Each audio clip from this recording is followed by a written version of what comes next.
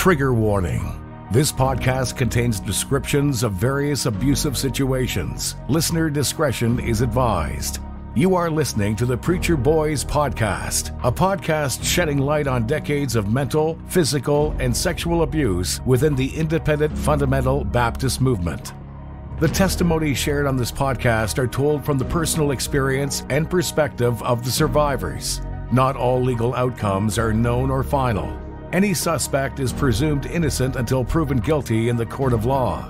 Now, here is your host, Eric Skwarczynski. Hey everybody, welcome back to the Preacher Boys Podcast. If you're listening to this episode, you're probably already aware by now that there is a 4-part documentary series about the independent fundamental Baptist movement called Let Us Pray, A Ministry of Scandals, hitting Investigation Discovery November 24th and November 25th, and then streaming on Max, formerly known as HBO Max. And this is obviously incredible and exciting news. And it's exciting news for a lot of reasons. One, it's incredible that this is getting a widespread, culturally impactful type of coverage. This is something that I've wanted since the Preacher Boys podcast started. As many of you know, when I started doing Preacher Boys, my original goal was not to do a podcast. It wasn't to ever record now 250 plus episodes.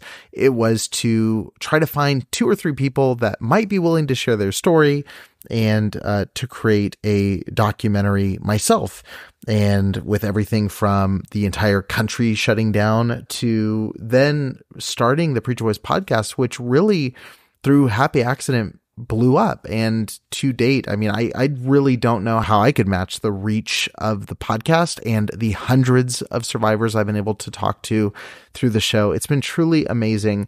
But still, over the past 3 years, there's been that itch for there to be a documentary series or a documentary film that really covers this in a fantastic way and brings more awareness and with more skill than I have. And honestly, that dream has really been answered through this series.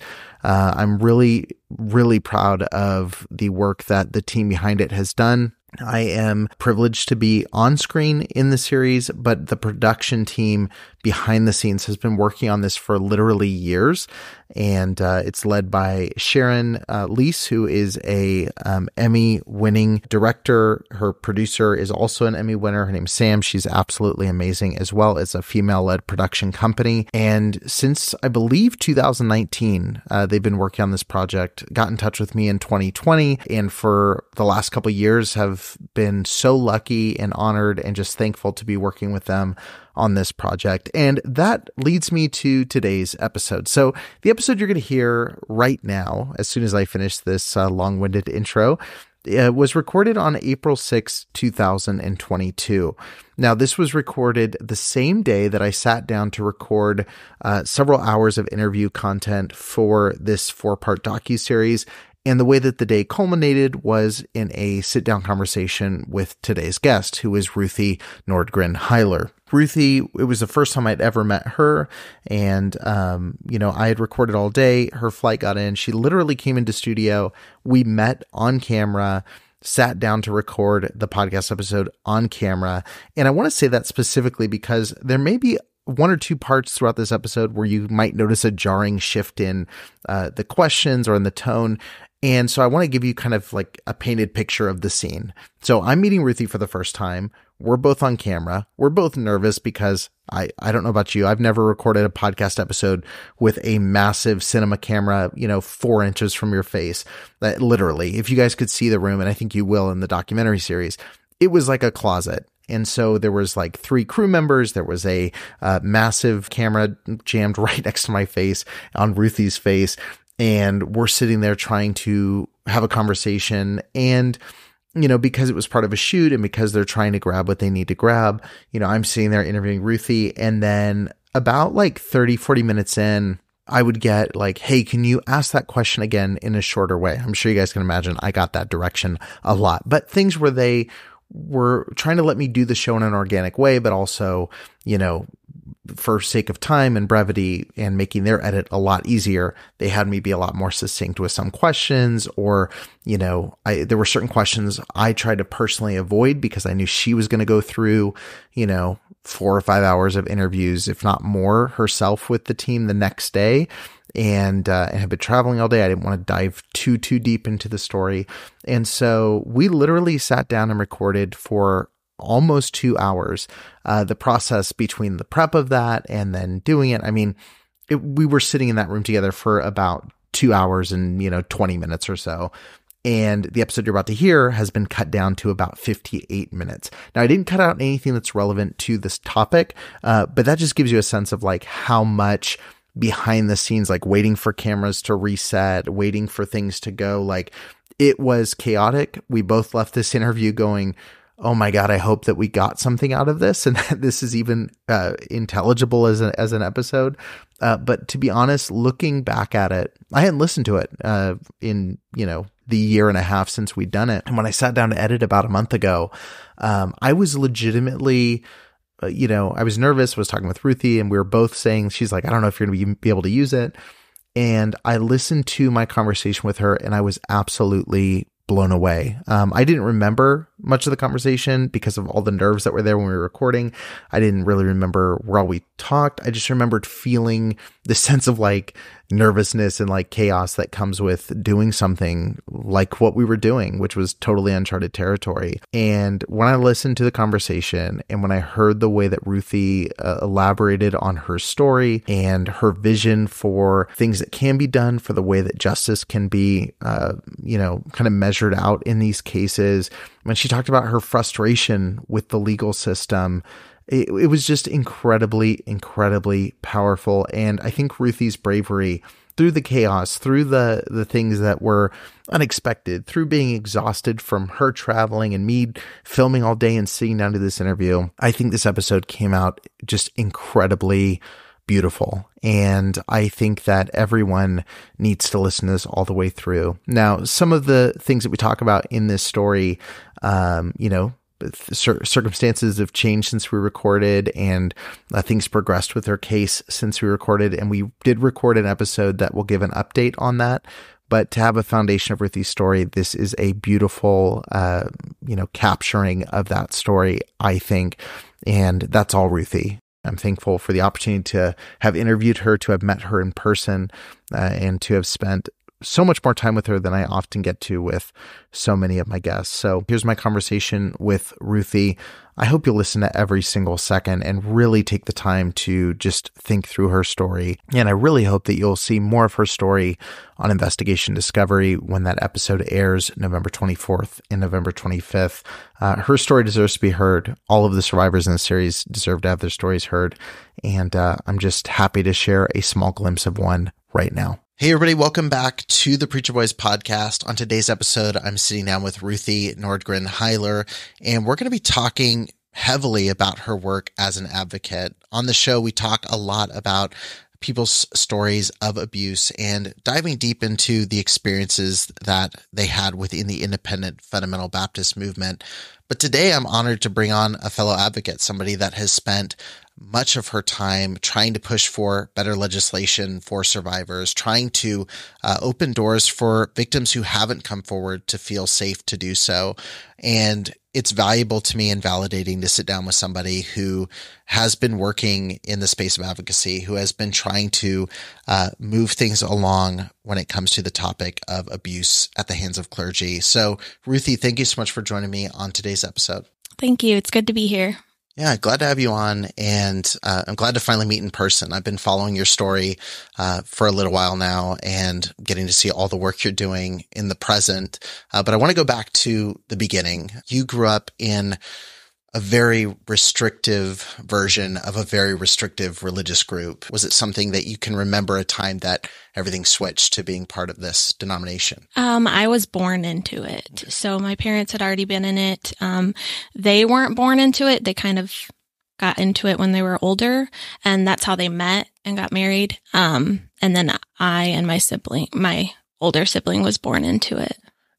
When you look back at the very beginning, was your feeling toward the movement pretty positive? Or was it something for as long as you can remember, there was this kind of unsettling feeling about the IFB in your church?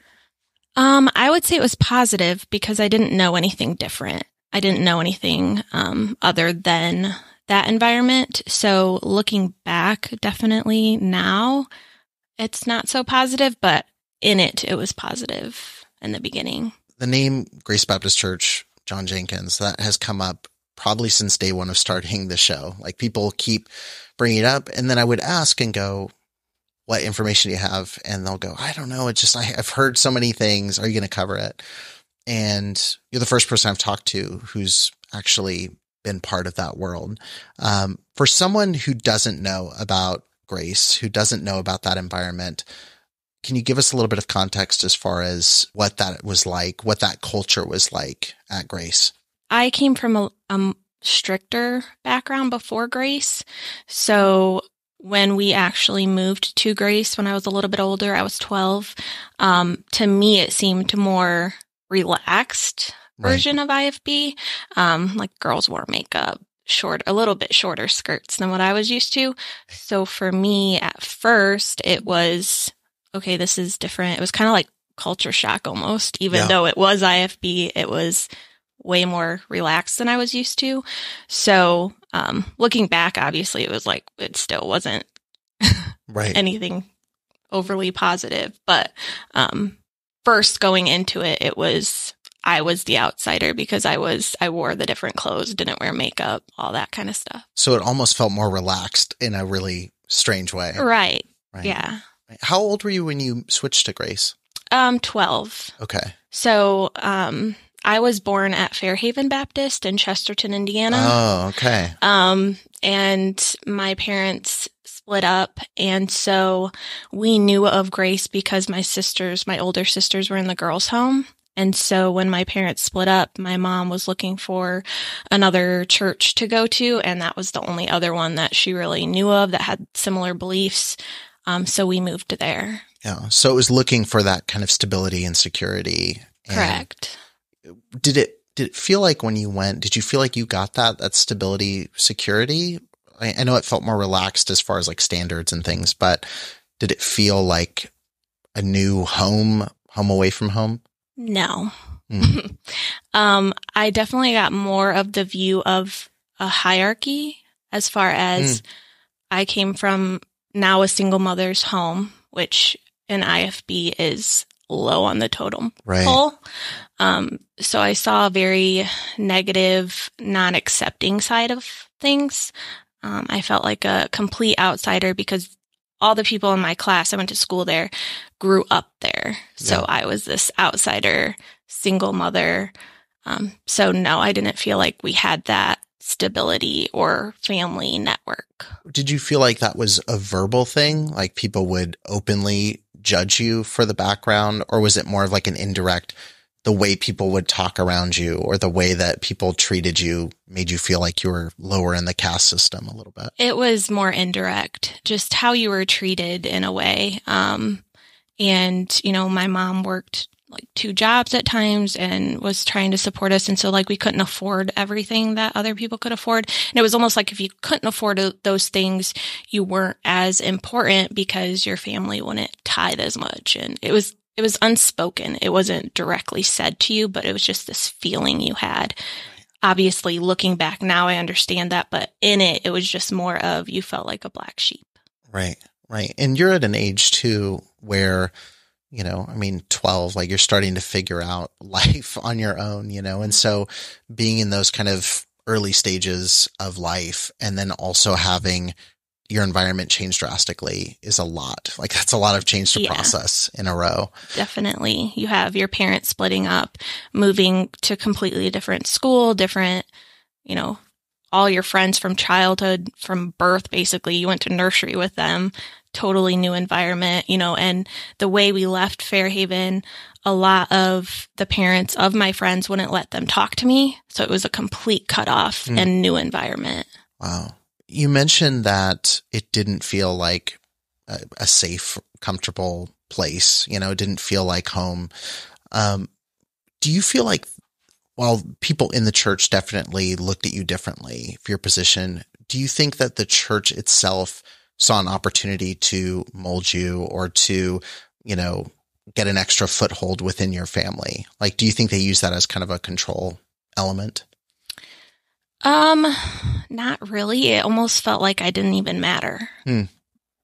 If that makes sense. Yeah. Like, and especially after the abuse came out that I went through, it was almost like then my dress and appearance was more like picked on by people, like adults in the church. Sure. Whereas it wasn't before. So I just felt like a complete outcast the whole time I was at Grace Baptist. Yeah. Well, you mentioned abuse, and obviously you've been very vocal sharing that story. But for people listening, can you tell me a little bit about how quickly after joining the church that this started, and kind of what opened the door for abuse to start happening?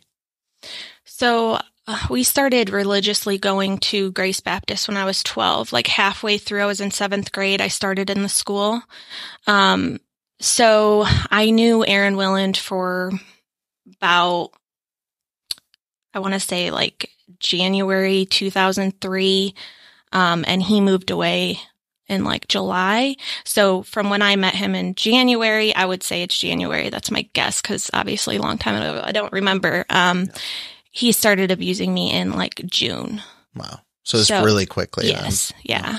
Well, I had read in an article that he had used the excuse that it looked like you needed a father figure, that he used that as leverage to begin building a relationship and getting access. Was that kind of his approach from the beginning? I think it was more so that looking back on it now, he targeted me in the way he did and groomed me in the way he did because I didn't have a father.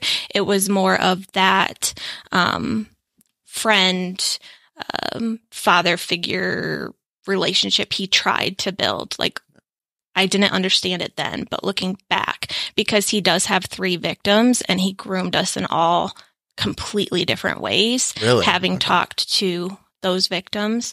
So I think that's the approach he used on me.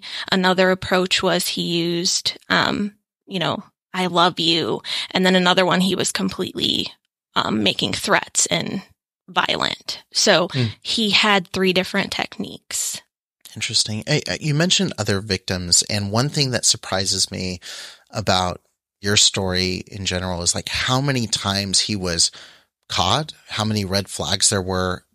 It seems like for years before you arrived on the scene. And it seems like if someone had said something that it could have avoided multiple victims, down the road. What were some of the early red flags surrounding him that people kind of all out ignored? Back then, we only knew of one other victim because she's very close to me. She wants to remain anonymous. I can't release details, but she didn't go public with it until after my abuse, unfortunately. So it was everything came out later. So once these articles came out and detectives reached out to Jenkins and Derek Hagland, I got a copy of their police statement, and they openly admitted to knowing he was inappropriately alone with a female victim that later came forward. Her name's Larissa. So they knew about her long before my abuse and possibly even before the other victim that's close to me abuse. So they openly admitted knowing he had been caught alone with young female students on more than one occasion. And it even says in there that he, I'm trying to remember, I can get it up and read it, but basically they confronted him about this and that he needs to stop being alone with female students, and said that he got violent, was throwing things around, but they said that they allowed him to continue teaching because this was in spring of 2003. So that date's very important. So spring of 2003, they knew And they said they allowed him to continue because there was only a little bit left of the school year, and they let him finish his contract and then didn't renew his contract. But I was not abused until summer of 2003. So had they followed proper protocols and notified parents that he was alone with these students and notified parents that he had broke school policy, as they said, my abuse very well probably never would have happened. Yeah. Speaking specifically to you, because I know you mentioned you use different methods with different people. One thing I want to ask, actually, before I ask that, one thing I want to ask is that a lot of people in IFB circles use terminology like so-and-so fell, or so-and-so was tempted, or so, and we could talk for hours about how backwards that is when it comes to stories like this. But you specifically use the word targeted. Mm-hmm. Do you believe from day one that he was attempting to do something? Do you believe that from day one he was trying to fulfill some ulterior motive beyond just trying to be helpful or trying to do the right thing in the beginning? I can't really say for certain because I did have him as my teacher, but then I babysat for them and he was already abusing the person that was close to me, and she went out of town to visit friends, and that's when my abuse started. So did I have a target? I can't say for certain. It was kind of like an opportunity thing, but I do know, looking back, he was alone with female students in his office with the door shut on numerous occasions. It was not a one-time thing. All the students knew it. So I do think he had several feelers out for different girls. He was looking for opportunities wherever he could find them. And I kind of fell into that opportunity, and that's when he took it. You would have been completely justified to walk away and never want to look back. But instead, you've taken the route of becoming an advocate, speaking openly about your story. At what point did you decide to make that decision? Because it's obviously a heavy thing to put yourself back into, to relive that and sharing your story. What was it that gave you the confidence to share that story in a public forum for the first time? I think if you look back at my victim's impact statement when Willand was first tried for my abuse, I said I was doing this because I didn't want any other victims.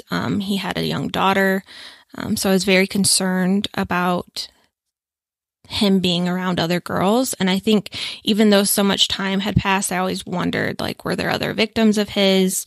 You know, there was 2 that I knew of, me and one other. So I just felt like with as many churches as he was involved in, that there was probably other victims. And so it was kind of like speaking up. And even if nothing happened other than a warning out there, then, you know, that was enough for me. But it was kind of like I'd had my voice squashed before, and I just wanted my story out there, not the lies that were being told about me. Right. Yeah. Because there's one perspective being spoken every week, you know, like there's somebody who gets to share their side and get a microphone all the time. Tell me about, I mean, you obviously were involved in Sarah Smith's article, which I cite all the time. I think it's an incredible piece of journalism, and she did such a great job connecting the dots of the movement itself. Did you have any idea how widespread that article was going to get and how much of an impact it was going to have?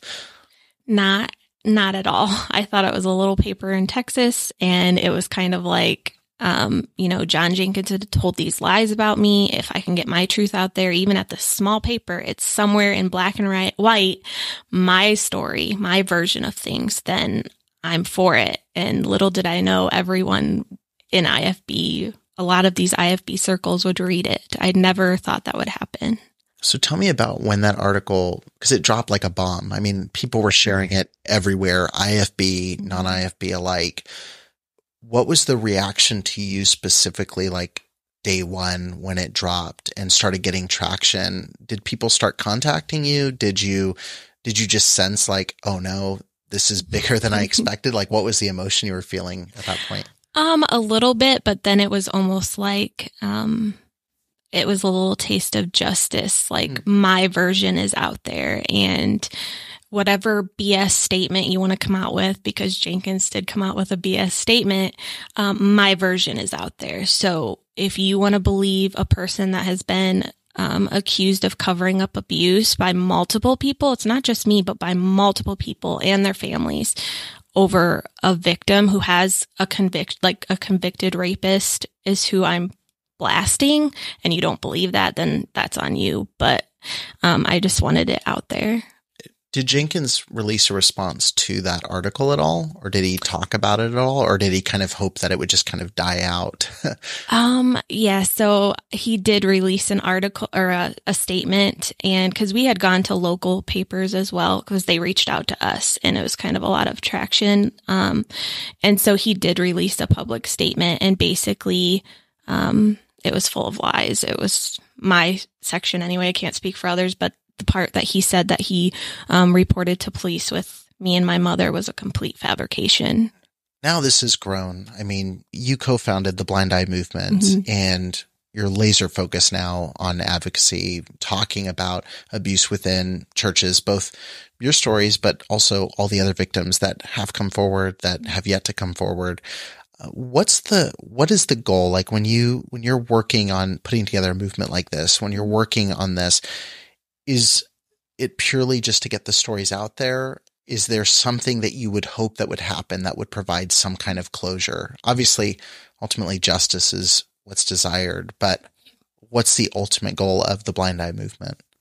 So I think at first we started it because we saw victims coming forward from Grace, and it was like a way for them to reach out to us. And how many of us are there really? And it was more of like a support group for us.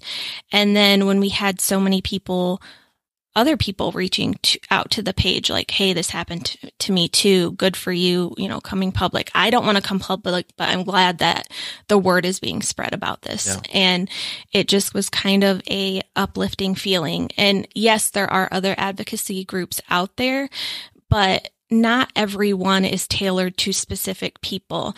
Some, women that have been in IFB and feel scared to report abuse might see our page run by women that went through the same thing and feel more comfortable coming out to speak to us about it than they would, say, a group ran by a man or a group ran by, because there are like boys' home groups and in the IFB circle. So it's kind of like we're here for whoever feels comfortable to come forward and help guide them on what to do. There are ways to leave the IFB. The police aren't bad. CPS isn't bad.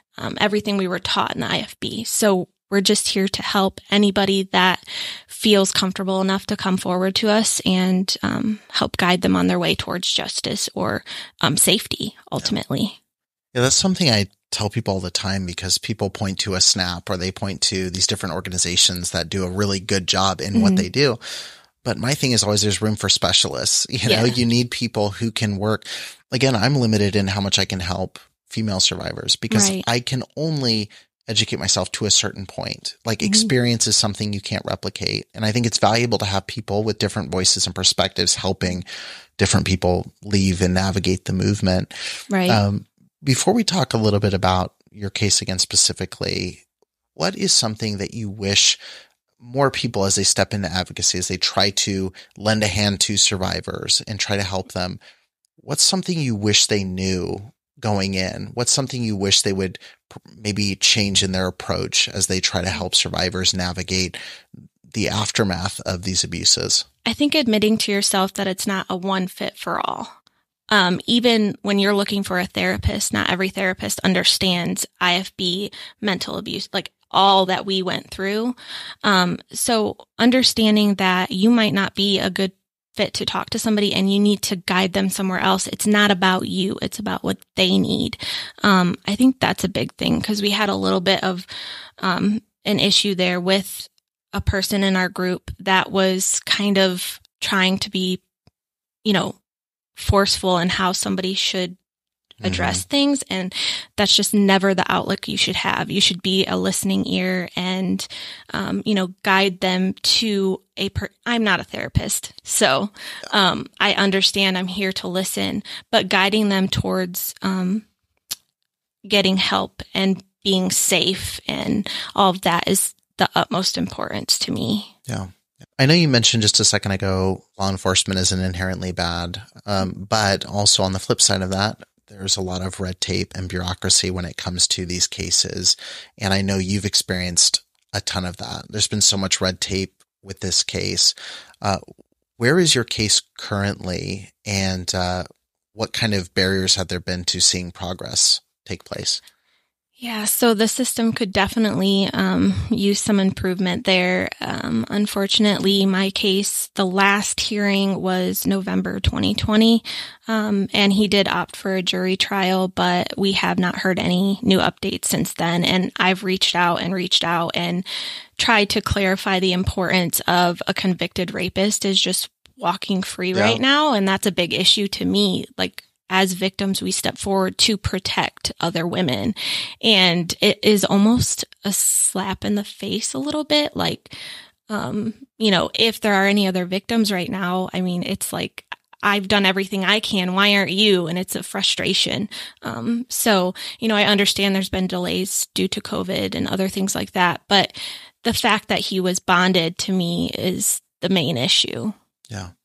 Yeah, it's not uncommon. That's what's scary reading stories like that or seeing these situations, is that this isn't rare. Like, this is most people that I talk to are, like you said, finding the courage to speak up about horrific abuses and then getting slapped in the face by the legal system. They're getting put through red tape. They're getting, reporting to sometimes law enforcement officials that don't care or push them to the side. Right. And it's scary to me how often that happens. That's like Brianna, another girl in my group, actually came forward, I believe it was in 2013, and reported everything. And the prosecutor at that time said, I'm not going to proceed with charges. Well, fast forward to when the article came out, that prosecutor, it was a new prosecutor, did, and her rapist is sitting in prison for, I believe, 15 years now. So it's like, what changed between 2013 and 2018, 2019? Why didn't that happen? And the scary part is the prosecutor that declined to move forward on charges in the first place is now the prosecutor again and overseeing my case. So it's a little bit unsettling, and there's a little bit of fear there. Like, does he really have victims in mind? Yeah. Right. So for you specifically in your journey, what do you want to see happen next? Obviously, you want to see this come to a close. Will that be the end of the chapter for Blind Eye? Will that be enough for you to, feel that closure and be able to step away? Or is it something where, regardless of what happens with your case, you feel like this is something that you want to keep doing, continue working at moving forward? I think ultimately I will want to continue just shining a light on what other victims may be potentially going through right now in the IFB. I think until people step forward and there's an actual change in the IFB, nothing will change. And until they address the past, like John Jenkins moved to another church, but he never addressed all these lives that he's left in shambles before he left. And I don't think you will move on until that. So I don't feel like John Jenkins will change until he addresses that. And so it's kind of like always keeping an eye out and like, I'm here, we're watching you. We're going to continue shining a light on these things. So yeah, do I have closure? As far as my abuse, yes, which is crazy, but I have forgiven Aaron Willand. I have not forgiven John Jenkins. The fact that he could have prevented my abuse, and was I not worthy enough of protection, haunts me to this day. Do you feel like you have any understanding as to why, because you look at these stories, and again, it's a common story that churches will protect. They'll go out of their way, fall over themselves, risk their reputation, their entire ministry protecting an abuser, and also going to those same efforts to push a victim out. Why do you think the priority is so misplaced? Why do you think there's such an attempt to protect abusers over victims? I think church congregations are so manipulated that I don't feel like these pastors feel like they're risking anything. I feel like they're protecting these abusers to protect themselves and protect their reputation.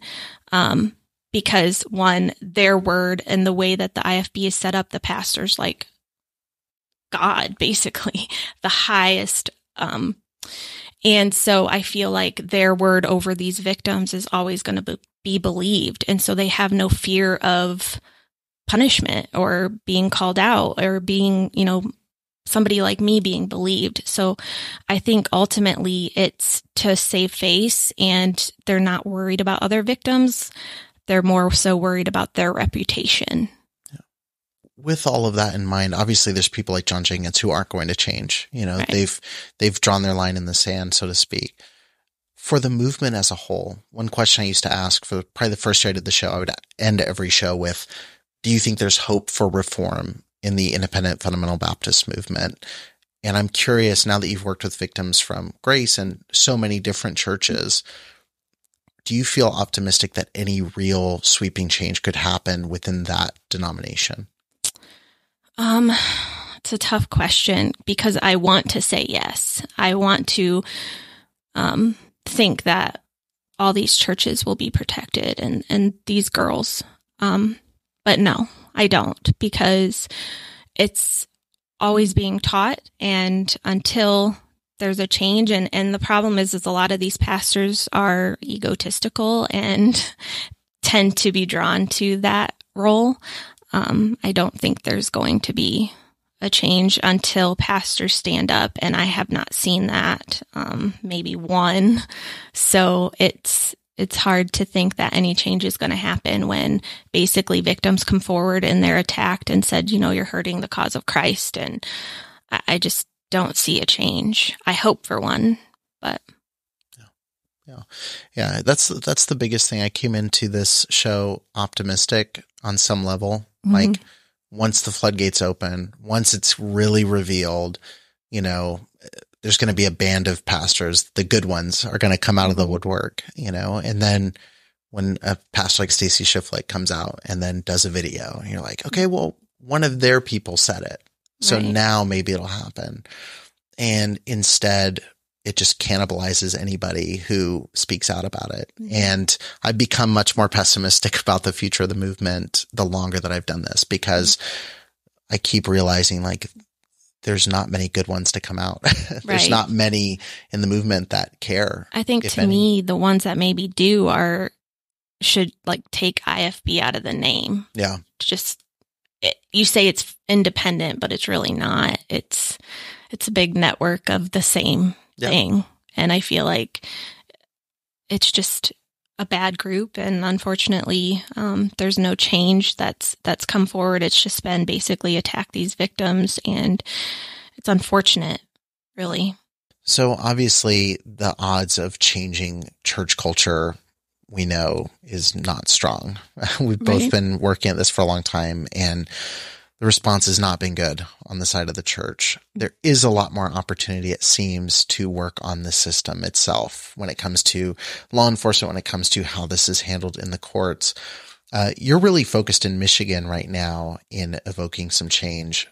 Why Michigan specifically as a start? And, how have things progressed from there? How have you kind of been spreading out past Michigan? Right. So as far as Michigan is that's the state that I have tried to pursue civil charges, and right now there's a statute of limitations, and it's an age. I believe it was 28 years old is like the max you can be to file a civil suit like this. So we would need to change the statute of limitations. And I am going to meet with a state representative about that and try to, kind of give a statement as to why I think it's important for victims to have that statute of limitation lifted, to file a suit for child victims of sexual abuse. So in Michigan, it's just the start. It's the first state. We would like to do every state, because victims everywhere, it doesn't matter what state you live in. It's, an age age is just a number. Like they should be able to go further than 28 to seek justice. And no, a civil suit is not just about money. You know, I've gotten that a lot. Oh, you're just money hungry. It's about putting on paper, holding these churches accountable for abuse that they've covered up. And seeing that in paper would be, or seeing that happen would be very healing to know that, you know, I'm validated, like my abuse happened. You could have prevented it, and hold them accountable for that. And right now I can't do that because of the statute. So that to me is important for not only myself, but victims all over the country. Yeah. The statute of limitations really handcuffs the victims. You know, it restricts them from being able to, you know, pursue anything. And, you know, as well as I do, I mean, it takes years to get to a point for many survivors to be able to share their story. And by the time that they are, the system says, well, it's too late. You had your chance to do this. What positive, you mentioned you're sitting down with a representative. What positive moves are you seeing within Michigan, within some of the other, you know, lawsuits that are being filed? You know, I think of Kathy Durbin in Southern California. I think of, you know, lawsuits being placed all over the country. What progress are you seeing being made right now? I know that there was a appeals hearing not long ago to try to change the statute of limitations. So it's just getting it out there and not backing down and letting people know this is important. You know, some victims don't even realize that it's a possibility to file a civil suit. So putting an age on that just to me doesn't seem fair to justice. No. So in Michigan specifically, there was a story with the former Speaker of the House that put Michigan and the IFB movement in Michigan on the map in a big way. Describe to me how you felt when that story broke and gained a lot of attention really quickly. So Rebecca Chatfield, of course, I knew who she was. I went to Grace Baptist with her. And so on one hand, I was heartbroken. I mean, she was younger than me. It was this young girl. In my mind, that's how I remembered her, having gone through similar abuses to what I went through. And so I was heartbroken. And then I wanted to reach out and say, hey, I'm here if you ever need anything. And so I did reach out to her, and I also wasn't, and then on the other hand, I was angry because I was not surprised with how the church handled it and how they, released a statement. It was an affair, and the typical IFB response to these kind of situations that we've seen numerous times is it was an affair and it was an abuse, and, he stumbled or he made a mistake, and just totally surrounding the abuser with support. And so I just felt that all over again in a sense of, what she must be feeling in that situation. You said something interesting, which is you weren't surprised. Have you lost your ability to be surprised by some of the things that you find out about within that movement? Unfortunately, yes. It's like an abuse story comes out and it's like, oh, there's another one. And it's Makes just sense, yeah. added to the tally. We have a mutual friend, Kathy Durbin, and I know that you were present when she gave her victim impact statement. Tell me a little bit about that day specifically and connecting with Kathy for the first time, because that was stepping outside of Michigan, going to a different location, trying to stand with someone. What was that process kind of like, and what did that mean to you as an advocate? It was amazing. Kathy's amazing. Her bravery and her story and how much she went through. It really moved me, and I got emotional, like seeing her be able to stand up and give her victim's impact statement and see her abuser in handcuffs and led away. Like, it gave me chills, and I was just so happy for her to see justice. And it was just an amazing thing to witness, and her just standing there so brave, giving that statement. And it kind of gave me an insight into, if that ever comes for me, like what to be prepared for. And so it was just an amazing experience, and I was so happy for her. In addition to sharing a lot of similarities when it comes to abuse, you and Kathy both share a connection that there was someone that made it possible. She has essentially a John Jenkins in her life in Pastor Bruce Goddard, who has also covered relentlessly for abusers within that church and within that ministry. What would you say to the Kathy Durbins of the world, or you a couple years back, when you're dealing with facing someone who is so strategic and trying to protect abusers? That can be really discouraging. What kind of encouragement would you give to victims who are dealing with people like that, who are every step of the way discrediting what they're trying to say? The things I say to myself is stand firm, because the people that matter believe you, and the people that are in there and still brainwashed, they matter too. But in the sense of the people like victims or potential victims that are in there are watching your move and what you're doing. And so it's standing firm to let them know that there is a possibility for justice in this situation. I love that you said the people that matter believe you. Like that. That's something that's so hard because they are so loud. The Bruce Goddards, the John Jenkins, they're screaming at the top of their lungs to not believe it. Like you said, there are so many people silently watching and people supporting that just don't have a platform to share that they're supportive. Right. They don't know how to reach out. And I think that's so valuable for people listening to this podcast to hear someone say is that there are, I told that to somebody who talked to me a couple months ago now. And that was one of the things I said. I said, I know if you come forward, you'll have at least however many thousand people are going to listen to the episode that support you. Like you at least have that. So don't worry about the two people that don't matter, who are never going to change their mind about who you are. They're ultimately, sadly, they're brainwashed, and that's never going to go away. Unfortunately, a lot of them have been so rooted deep in IFB that that's never going to change.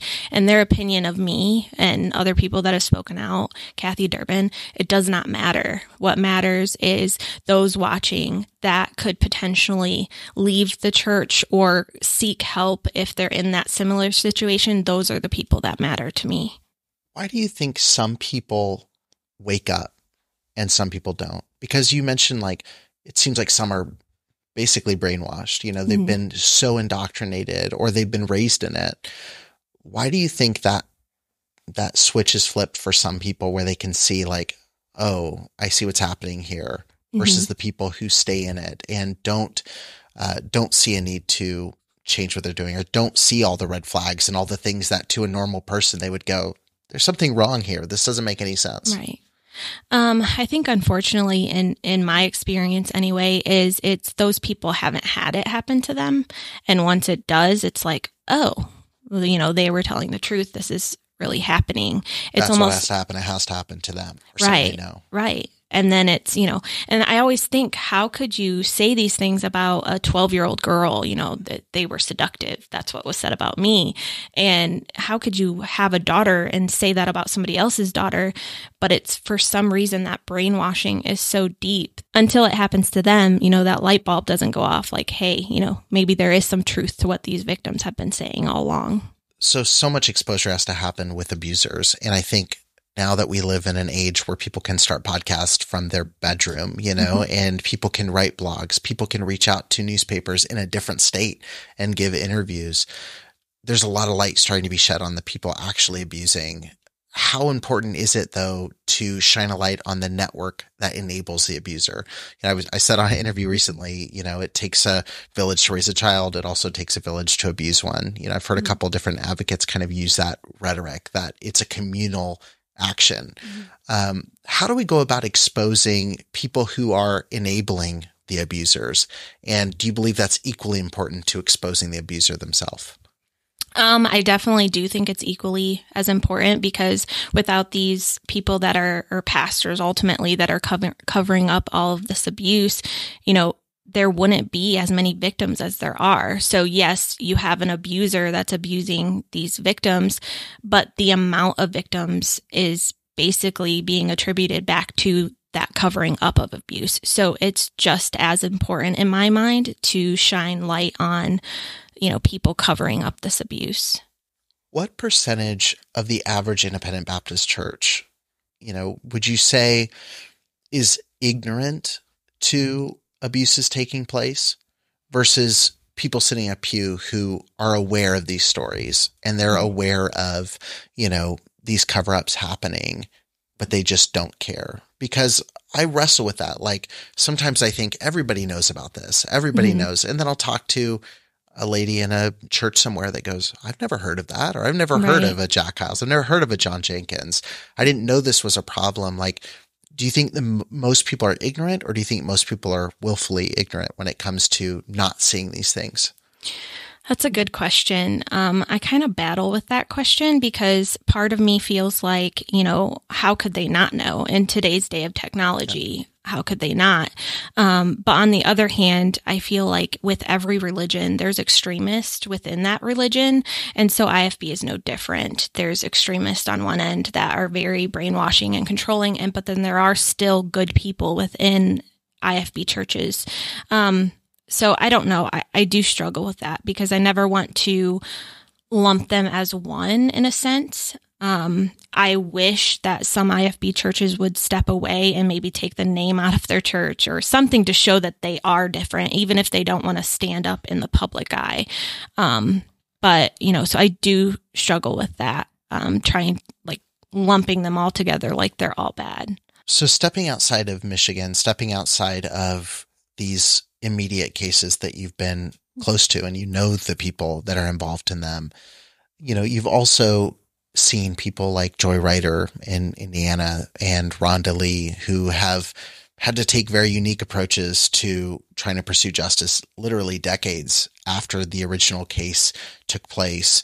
What have you learned from watching their experience, and what kind of changes would you like to see happen for people in their situation who are having to come forward years and years later and are running into brick walls when it comes to legislation and trying to see actual change take place?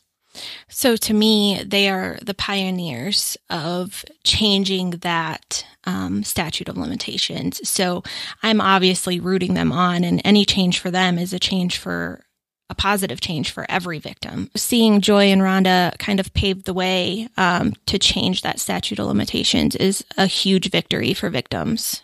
Joy and Rhonda are really at the epicenter of the movement. I mean, they're at First Baptist Church of Hammond trying to tackle this behemoth that's abused so many people over the years. Tell me about your experience watching them from afar, and how has that impacted you? It's been a huge impact because I feel like a lot of us within the IFB or ex-IFB can admit that First Baptist is kind of the epicenter of where a lot of these pastors come from. And so it's almost like this monster at the root that does need to be addressed. And so it's been, very inspirational to see them take that on, because that is a huge feat. So how has the Blind Eye movement specifically supported Joy and Rhonda's efforts taking on First Baptist Church of Hammond and David Heiles? So we released a press statement to several news sources to try to get the word out there and to spread, awareness on this, that this is an important thing happening. And we wanted as much light to be shown on that situation as possible to kind of spread awareness and make people aware of what is going on in those statute of limitations. Because the more we get out there, the more coverage we get on that, the better it'll be for victims currently and victims to come. So it's so important to shine light on that statute of limitations and how it's kind of tied hands of victims all over the country. So what would be the best version of justice for someone like a John Jenkins to see? Like, if you could see anything happen in that situation directly toward a John Jenkins, what would you hope would take place? So basically, the ultimate thing I would want is for him to admit wrongdoing. My rapist admitted it, and to me, John Jenkins is the biggest coward for lying and covering all this up and putting all the blame on victims. So for me, the ultimate justice for myself and other victims would to be to hear him admit wrongdoing. probably never going to happen. So the next thing would be to get it in writing that it was the church's neglect that caused my abuse, which again, the statute of limitations is important because mine's up. So I can't civilly go after John Jenkins or the church. And then ultimately, I would not want to be there when he stands before the God he says he worships and believes in, because according to the Bible that they believe in, he's got a lot to answer for. If you knew this podcast could be listened to by the people who can really create change, who can bring about justice, who can schedule these court dates, who can arrange for justice to take place, what would you like to say to them? What do you wish they could hear from survivors like yourself who are trying so desperately to move things forward? So I can speak for myself, and I'm sure other victims feel the same way, but we've done the hardest thing that we will ever do in our lives as far as coming forward and saying we were abused, we want justice. That is not an easy thing to do. And so victims all over have done this, and I feel like in my case, I did my part and shining a light on all of this. And now it's time for the justice system to do theirs and to get this convicted rapist off the streets, and any other victims that could potentially occur since he's been out is on the justice system's head at this point. Yeah. Statistically, there's never just one victim, and so that's the thing that I think about constantly is, as someone sitting there walking around freely, how many more people do they have access to? Right. And why that doesn't create a sense of urgency in the justice system, why it doesn't create a sense of urgency in the church and just in the culture at large, just confounds me. I don't understand how that is the case and don't move to create ways to end that quicker. It doesn't make any sense to me. Yeah, me neither. And the fact that, I've had a woman reach out to me that knows him personally and says that he's still involved in a church in Washington. And so it bothers me because these leopards don't change their spots. They are predators, and that will never go away, in my opinion. Others may have a different one, but in my opinion, it doesn't. And so to me, every day that he is out of prison and not being held accountable is another victim that could be out there. And it's amazing that churches will welcome with open arms people who they can do one Google search and find all this out. That's the thing that's interesting, like doing the show, is that people always go, can you research so-and-so, or can you look them up? I'm like, I can as well as you can. Right. Google them. Like it doesn't take more than 2 seconds to know this person shouldn't be around kids. Right. This person, even if there's an inkling of doubt that they could abuse somebody, why would you be so quick to open the door and say, come in, come be part of our events, come be around our Christian school? But there's like an eagerness almost to put these people back in positions of power. Well, it's funny to me because a lot of churches say it's not about appearance for broken souls, but it is, because these predators put on this fake facade. And like you said, they could Google and find, that they are rapists and all of this, but they put on this fake persona of who they think the church wants them to be. But yet you have people that actually need help in the community and they're kind of shunned aside. So I think that's crazy to me. I interviewed a guest who had talked with someone in law enforcement, and they were talking about predators and pedophiles, and they were asking the number one trait of predators and pedophiles. And he said, they're able to conform. Mm-hmm. Like that is the number one trait. So if they open a door they'll open a door for you. They'll say, yes, sir. No, ma'am. They're great at adapting to their situation and being able to, fit in to an area. Like they're really good at adapting. And so within a culture like the IFB, it's really easy for them to just shapeshift into, I'll throw on my suit and lead music and do all these different things that make me appear to be the hero of this story. And then everybody that steps away is labeled bitter, vindictive, divisive, and all the things I'm sure your inbox is full of, as mine is. Yes, definitely. So you've been put in a position where you have to push the ball forward. You have to be the one emailing. You have to be the one calling. And you have to be saying, what's the status of this? How do we move this forward? How do we do this? What is the toll that takes on you? Because I have to imagine it feels in a lot of ways that you're being re-victimized by the system every time one of those emails goes unanswered, every time a phone call gets redirected, every time a court date gets pushed back. What toll does that take on you emotionally and physically as you're trying to keep this moving? So it almost feels like I have a dark cloud and I'm just waiting for the rain. Like, when is that trial date? When is this going to happen?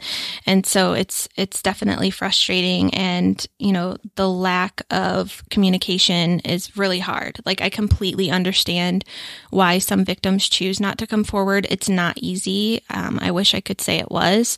But it's like you have to keep on them and be, what do they say? The squeaky wheel gets the grease. So, that's just been my position on it, that, I'm not going away. So, I want my trial. I want this. I want justice. So when I get in touch with the prosecutor's office in Gaylord, Michigan, and, say, hey, anything new? Has, there been any updates? And, it's just basically been, we'll notify you when there's something new. You'll hear when it, basically we'll cue you when it's your turn.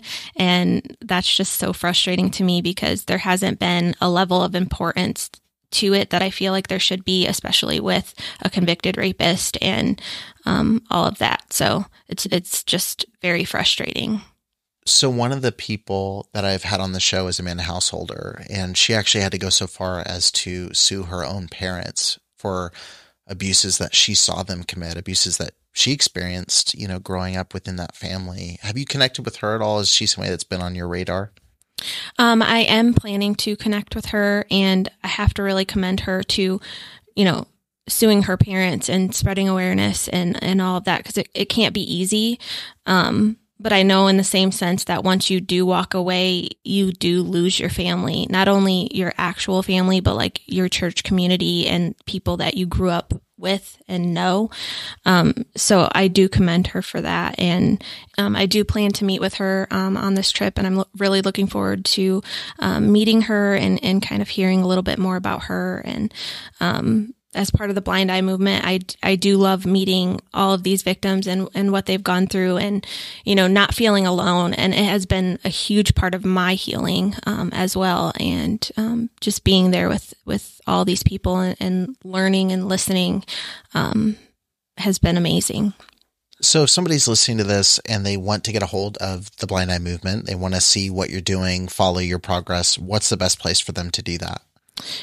So the main place would be probably Facebook. We have Blind Eye Movement Original Group is our Facebook name. And there's a website and email address listed on there as well. So we do have a lot of people message us through there, and, you can remain totally anonymous. There's people that have emailed anonymously. So, we will respect whatever, a person requests of us, and we're just here to support and guide. And if you're in a situation where you don't feel safe and you're in the IFB or not, and you don't feel safe and you don't know what to do and what your next steps could be, feel free to reach out and we'll be there to kind of guide you and point you in the right direction. Well, I absolutely appreciate that you came on the show, and I always encourage people, find someone that will understand your story. And I don't by any means think I have a monopoly on advocacy work. I don't think that any one person should think that they have to be the be all end all for everybody. And I love that there's an opportunity for people to connect with you, see the work that you're doing. I know even for me, it's just nice seeing someone else, doing similar work and trying to, raise their voice in an area that it feels like there's been a lot of silence. There's been people turning a blind eye to all of these abuses that have been happening for so long. So thank you for the work that you're doing. And for anybody listening to this episode, there's links in the show notes to everything that was just mentioned. I really encourage anyone who has been affected by abuse to follow the work that you're doing and to really take the time to audit themselves, audit the systems that they're in and see where they can evoke real change. I think that's really important. And like you said, it's one state at a time. It's one piece of legislation at a time. It's one church at a time to see this really take place. Yep. Ruthy, I just want to say to you specifically, advocate to advocate, I really appreciate you coming on the show and sharing your perspective. It means a lot to me, and I know it will to the audience as well. And thank you so much for having me and, being there and shining a light on all these abuses in the IFB. Thank you for listening to the Preacher Boys podcast. If you appreciated the content on the show, please leave a review on iTunes and don't forget to connect with us on Facebook, Instagram, or Twitter with the handle @PreacherBoysDoc.